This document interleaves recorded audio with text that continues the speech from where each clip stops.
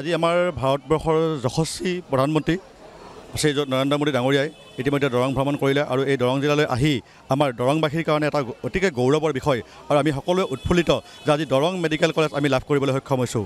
যিখন medical college লাভ কৰিবৰ কাৰণে আজি আমি বহু বছৰৰ পৰাই আমি যথেষ্ট আশাবাদী আছিলোঁ। আমি উৎফুল্লিত হৈছোঁ কাৰণ দৰংবাসী আমি এটা আজিৰ দিনটোত ঐতিহাসিক দিন, যি দিনত আমাৰ দৰঙৰ কাৰণে বিশেষ এটা দিন এয়ে যে আমাক দৰঙক এখন মেডিকেল কলেজ দিলে। আৰু মেডিকেল কলেজখন এনেকুৱা নহয় তাত অকল যে চিকিৎসকসকলে ইয়াত শিক্ষা গ্ৰহণ কৰিব পাৰে তেনেকুৱা নহয়।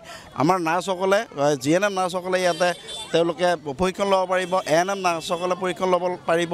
আহি খুব ভালে লাগিল। আমাৰ যে দেশৰ প্ৰধান আমাৰ মঙলদৈত দৰং জিলাত যে আহিছে এটা আমি অতি গৌৰৱ কৰিব পাৰিছোঁ।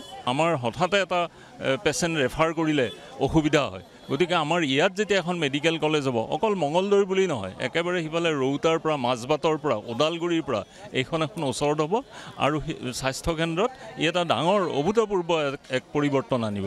বিশেষকৈ আপোনালোকে জানে যে আমাৰ যি আগৰ দলংখন আছিল শৰাইঘাটৰ দলঙেৰে ঘূৰি যাব লাগিলে এটা সময় লয়, সেই সময়খিনি আমাৰ অপব্যয় নহয়। এতিয়া সৰু সুৰা কামৰ কাৰণে আমাৰ গুৱাহাটীলৈকে যাব পাৰিব এই ব্ৰিজখন হ'লে, সময় অপচয় নহয় আৰু ব্যৱসায় বাণিজ্য ক্ষেত্ৰতো বহুতখিনি লাভৱান হ'ব। কাৰণ আমাৰ এই দৰঙৰ পৰা যিহেতু কৃষি ক্ষেত্ৰত বহুখিনি আগবঢ়া দৰং হয়। হোৱাৰ ফলত আমি এপাক গুৱাহাটীলৈ মাৰিব লাগিছিলে, এতিয়া আমি আমাৰ সময়ৰ ব্যৱধানটো কমি আহিল, আমাৰ ৰাস্তাৰ দূৰত্বটো কমি আহিল, গতিকে আমি ওচৰ চাপি আহিলোঁ গুৱাহাটীখনৰ।